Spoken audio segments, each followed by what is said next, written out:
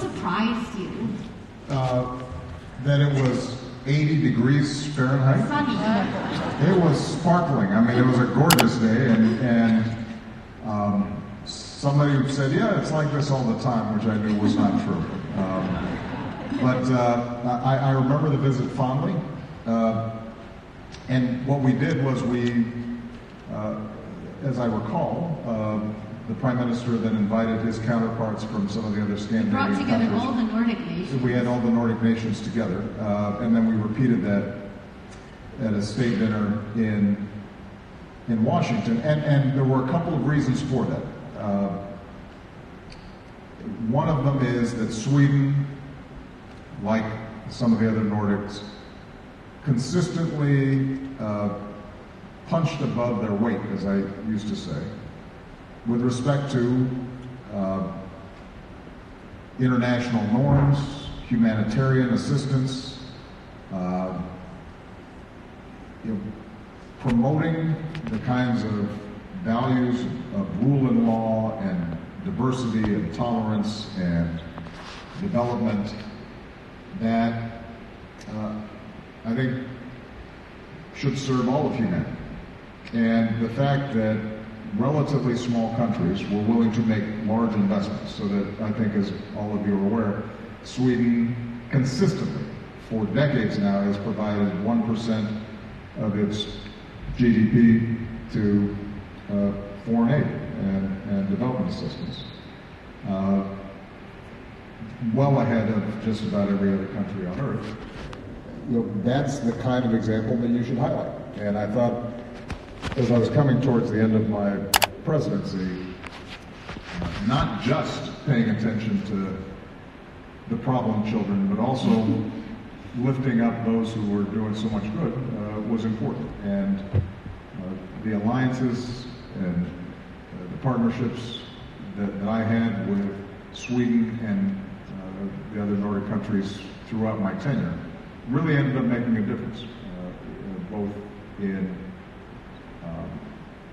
preventing potential problems and conflicts, but also in lifting up people who needed a helping hand.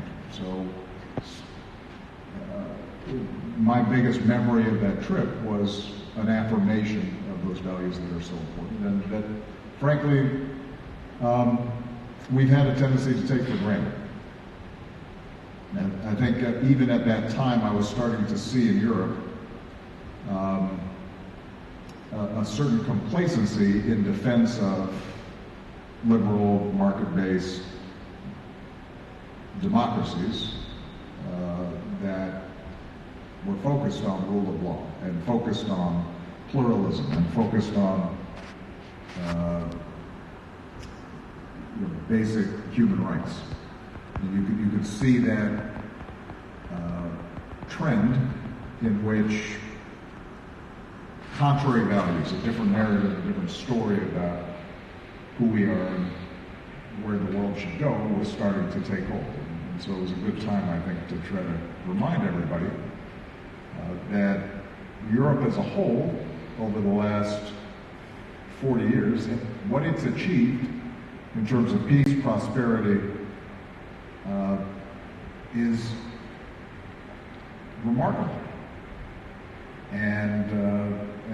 But it has to be fought for. It has to be continually affirmed and shored up and protected.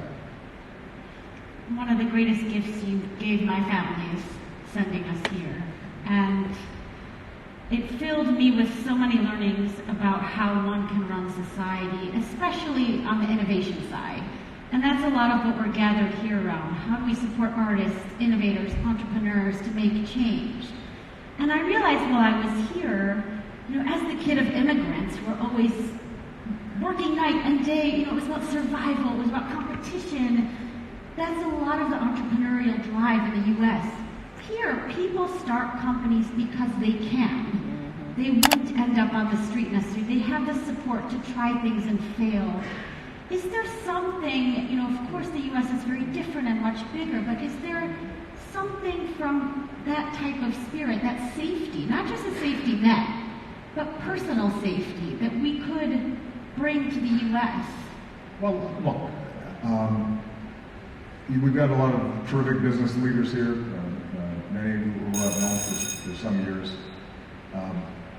One of the things I always used to say as president is I mistrust people who think they did anything solely by themselves.